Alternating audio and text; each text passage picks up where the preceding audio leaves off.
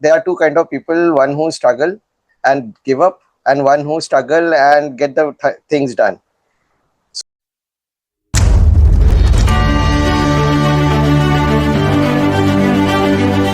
Welcome back to Brunch with Books. I'm Shritapa Mahanti, your host, and today we are talking about courage, resilience, and what truly matters in life. The lessons from Santiago in The Old Man and the Sea, and ideas from 4,000 Weeks. So, these two books we are continuing again. So, grab your coffee or brunch and let's dive into stories that inspire, challenges, and teach us about the journey, not just the destination. With this, I open the conversation and I will invite Dr. Geeta to continue with the story from The Old Man and the Sea. Hi everyone. Imagine battling the sea for days with nothing but your strength, your courage, and your determination to keep you going. And that is the journey Ernest Hemingway takes us in his timeless classic, The Old Man and the Sea. The story follows Santiago, an old Cuban fisherman who refuses to let age, bad luck, or even nature defeat him. When he catches the biggest fish of his life, the marlin, the struggle that follows is not only with the fish, but with exhaustion, isolation, and his own limitations. What makes this story remarkable is how universal it feels. We all have our own marlin to fight, our own struggles that test our patience and willpower. So, this novella, though short, captures what it truly means to face hardship with grace and courage. Hemingway's narrative carries such depth of wisdom and emotion that the book continues to resonate with readers of all ages. It has become a metaphor for life, resilience, and the human condition itself. So, the story is where Santiago is battling exhaustion after nearly 3 days of struggle and is holding on to the massive fish at the end of the fishing line. Now, Santiago sees the marlin is getting tired and is circling nearer and nearer to the boat. Now, he summons up all his remaining strength and plunges the harpoon into its heart. The marlin takes a big, magnificent leap into the air, high up in the sky above him, and seems to hang over the boat and then crashes into the water dead. Santiago is overwhelmed with both triumph and respect, acknowledging the marlin as a worthy opponent. He ties the marlin alongside his boat, and it's so massive, it is longer than the boat itself. Now the exhaustion sets in. He sets sails towards the home, imagining how much the fish will weigh and how much it will bring at the market. But he also reflects that the true value is not in its price, but in the dignity of the struggle itself. Santiago fought with all his strength, but what stayed with him was not the catch. It was the meaning of the struggle. So my question to you, Siddharth, can you think of a time when the effort, all the effort you put into your project taught you more about yourself than the result itself? Can you please share? Yes, I can. And very truly, you said that, Marlin teaches us how to learn from our struggles. And it's a beautiful tale we are listening today from Old Man and the Sea. I have an instance where at some point of time I was doing my work like a solo person. I was in a project where I was the only person who was working, and I used to interact with the client. That was my job. But then somebody, my manager, saw the potential that I can actually lead a team also, though I didn't know that. He didn't tell me at that point of time that he wants me to lead a bigger team. And he gave me a project which was not only me, it was like a team of 50 people which were working together. And that moment was very difficult for me because I didn't know how to work with 50 people. So I was struggling to collaborate with that 50-member team. I was daily having challenges, explaining things to them on a granular level. I had times where I was very frustrated because the project timelines were getting delayed because of somebody's problem or somebody not delivering on time. And I had times when I got bashing from the client that you are not doing your job properly. And all while I was doing all this, I was like getting frustrated. I was happy doing things on my own. I had full control if I could have done it on my own, but then I have to work with a big team. I don't want to be part of this. But you know what happened is, it was almost 6 months, and each day I was learning something.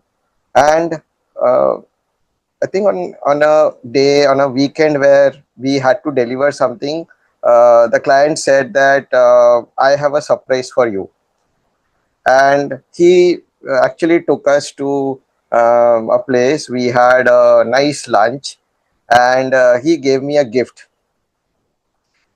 and it was a very thoughtful T-shirt, and the T-shirt had this logo on it, which said, "You are a great team lead."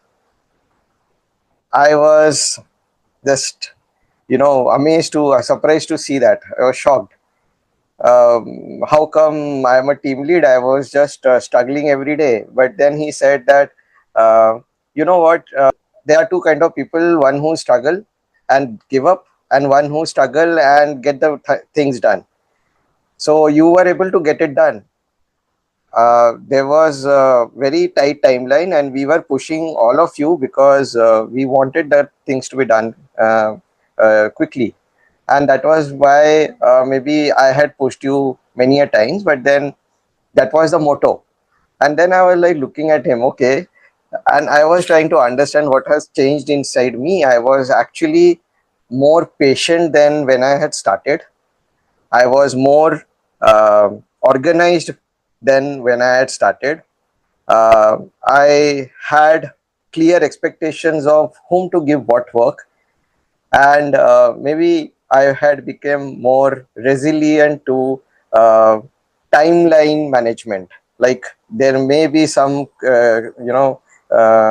contingency any time of today, so I was getting ready for those beforehand.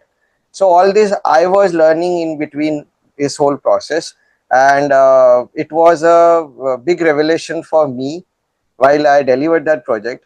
The project delivery was definitely something, but I learned so much during that process that I was completely amazed to see the transformation which happened from a person working solo to a person handling 50-member team, and later I handled 100, 600-member team. So it was a gradual transformation, but I loved the way it taught me, and those results. I'm still working.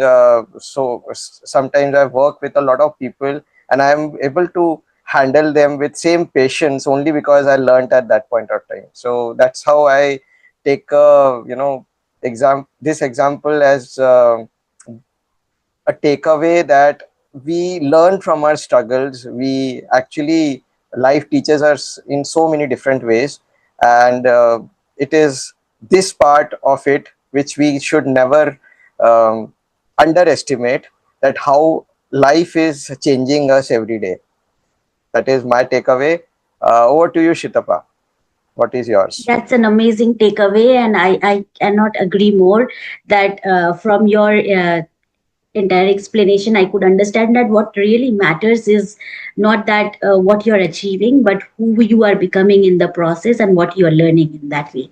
And this reminds me of one time when I joined a beach cleanup activity. At first, honestly, I felt impossible. There was trash everywhere, plastic bottles and wrappers, fishing net stuck in the rocks, and for a moment I was wondering whether our small office team can clean that entire beach, and can we make a difference. But sometimes, something changed. We went on the day, as the day was going on, piece by piece we were picking up things and bags were getting filled. Beach started to look different. We were tired at the end of the day, sweaty, sunburned, but there was this amazing sense of energy in the air. Like at the end, we felt like we were not counting the bags we have collected. We felt amazing looking at the beach, which was clean.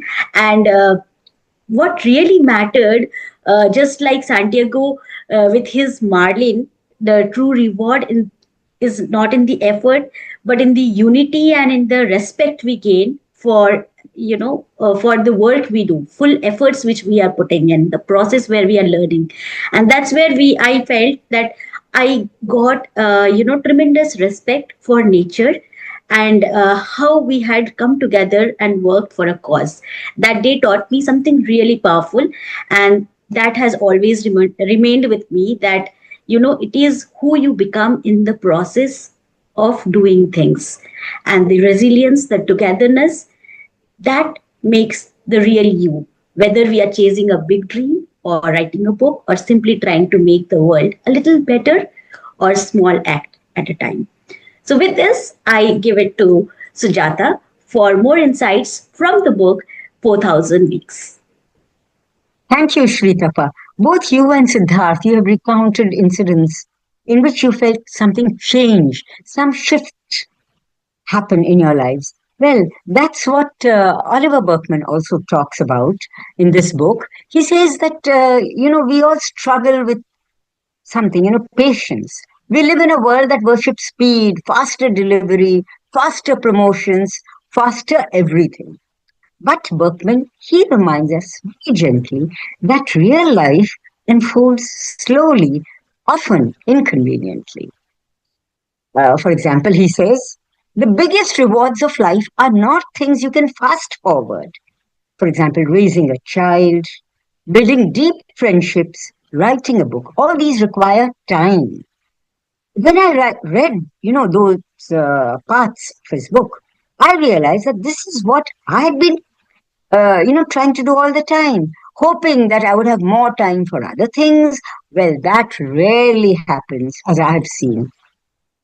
I've learned that patience really pays. Now, mapping to Santiago, look at Santiago in The Old Man and the Sea. He spends days with the marlin, no shortcuts, no fast forwards. The fish resists. The sea tests him.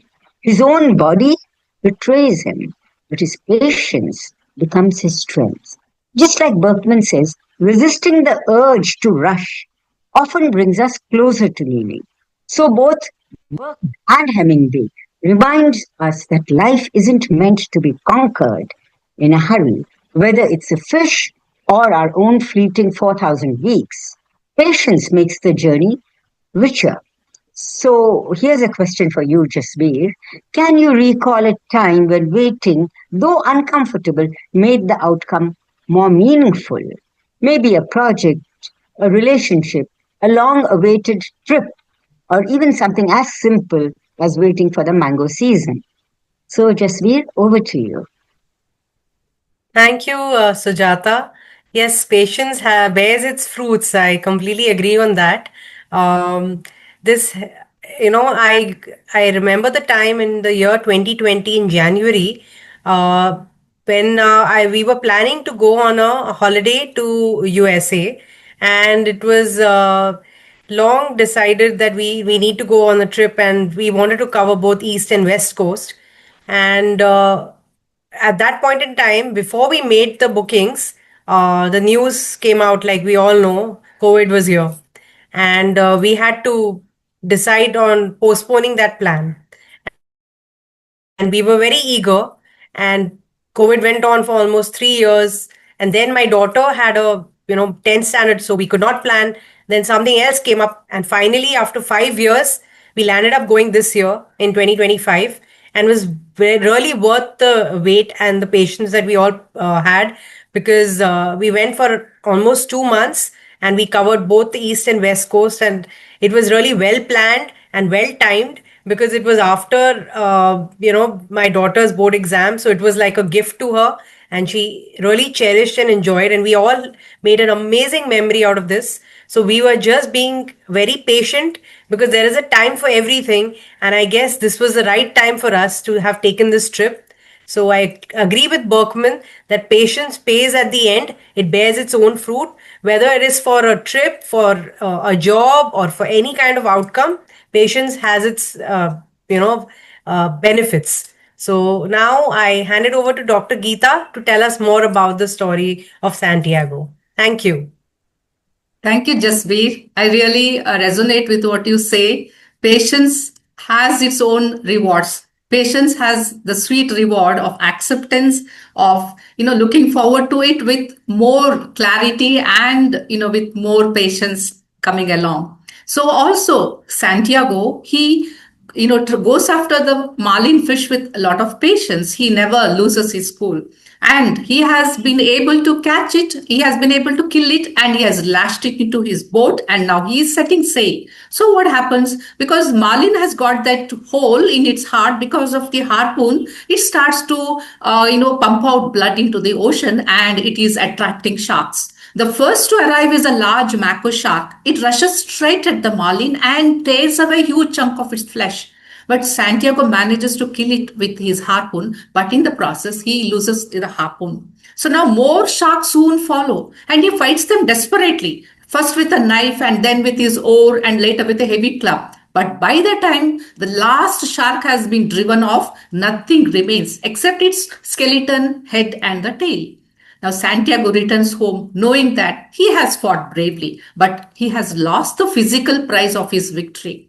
So, when he gets home, other fishermen see the huge skeleton of that fish and recognize the greatness of his catch. Santiago's journey becomes a silent demonstration of his courage, endurance, and personal honor. Santiago now rests in his small dwelling. He is exhausted, utterly exhausted from his trial at the ocean. So the village fisherman, seeing the Mali's massive skeleton, quietly acknowledges his skill and bravery. And Manolin, the young boy who was not working with him because of his parents' insistence, now pledges to fish with him again, despite his parents' earlier objections. So now, as Santiago sleeps, he again dreams once again of the lions he saw in his youth as he was sailing to the on the on the ship. He remembers seeing all these lions again, and he dreams of them again. They are the symbol of strength and freedom and the unending spirit of resilience within him. So for Santiago, these lions symbolize courage and freedom. So this question is for you, Siddharth. What symbols or memories give you the courage to keep going in life when it tests you? Please share. Yeah, and it is a lovely, story from Old Man in the Sea, where he brings back a skeleton, but then people are recognizing his skills only because they can understand how difficult it would have been to get even that big as a skeleton, which we read in the book. It would be a tough job.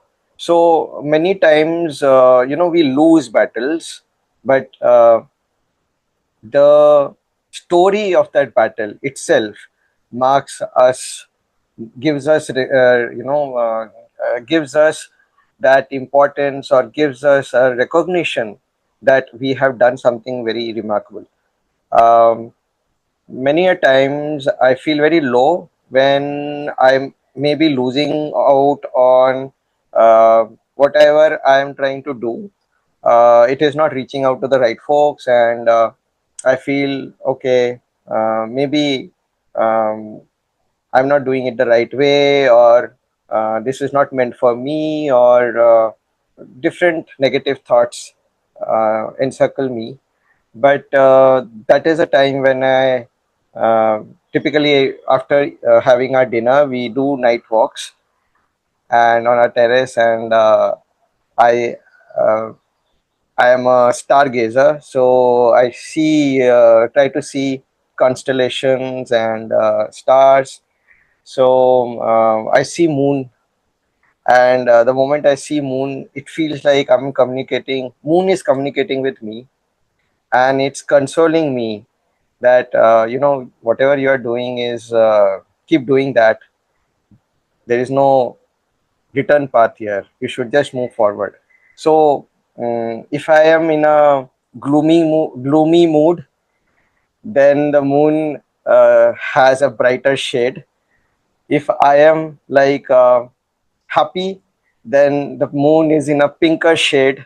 So it's like I kind of get communication from the moon, and it's like, also I believe in Krishna. So it's like also like people say that they see rabbit on a moon. I see Krishna playing the flute on a moon, and it's a beautiful way how I uh, see it giving me blessings. And it is like, keep doing whatever you are doing. You are on the right path. Keep moving forward, and it gives me a lot of strength. So that is how the signals work for me, and the next day I start again with the same rigor. So yes, over to you, Shitapa. What is your takeaway? I am just awe with your moon story. And yes, if there is a universal connection, then you can see how things get aligned. And we are all, finding that inner strength that keeps us going. And sometimes, yes, I feel many of us feel completely alone, and they feel that we are giving all our efforts and it is all unseen, and it is easy to feel small during those times. But what keeps me going is I remember a childhood memory of watching fireflies in a very dark room, and that's my inner lion. That reminds me that when we feel very lonely and nothing is understanding, I'm not getting a way forward at that moment, I'm not able to find out a solution. I just think of that situation in my childhood memory, that we all carry our own lights and that can help us go ahead in life. So just be that spark of courage and hope within, to and you will find a way ahead. So with this, I would like to give it to Sujata for more insights from 4000. Thank you, Shritapa. So, yes, that's, where 4,000 weeks also turns quite profound. In his book, 4,000 Weeks, Burkeman tells us about finitude. The nagging truth is that we try to avoid that, even the realization that our time is limited. He insists that instead of trying to do everything, we must accept our limits, choose what matters, and live fully in those choices. Santiago, he embodies that beautifully. At the end, he doesn't win in a worldly sense. The marlin is gone, but he wins in another way.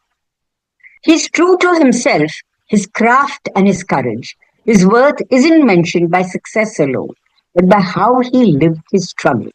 That's Berkman's message too.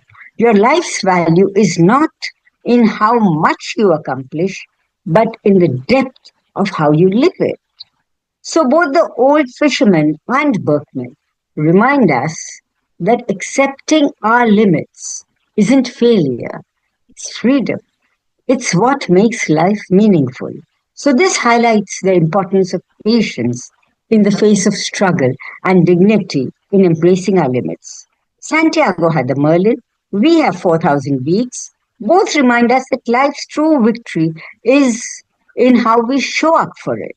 Now, Jasby, have you ever faced a situation where you didn't win in the usual sense, but the experience itself left you stronger? Sometimes our marlins escape, but leave us stronger. So over to you, Jaspreet. Thank you, Sujata. Yes, what Berkman says is very true. We want to achieve everything in this short life, and we can't do everything at the same time. And the example that I would like to share from my life is being a mother, we are expected to be multitaskers, And in the bargain, what happens is that we really can't do justice to everything. So either you can be a great wife, or you can be a great mother, or you can be a great daughter-in-law, or you can be a great self for yourself. So at every point in time you have to make the right choices depending on the situation, and prioritize your life accordingly. I mean, for instance, if I am a working mother and I have my work priorities, I need to have that commitment to my job.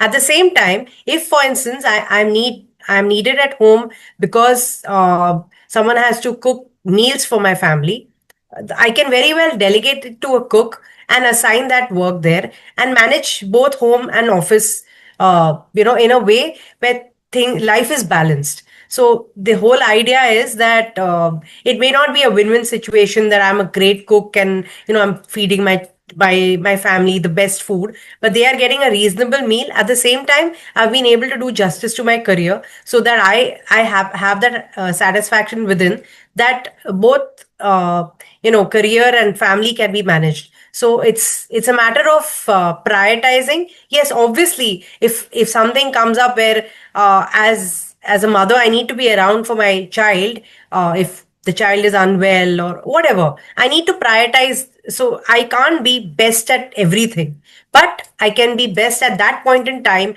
and make the right choice so that life can be more smooth and comfortable, not only for me but all of those who are around me. So yeah, I agree with Berkman. We have these 4,000 weeks of life, and we need to make the best of it, making right choices at the right time. So now I'd like to hand over to Shritapa, who will conclude today's conversation. Thank you.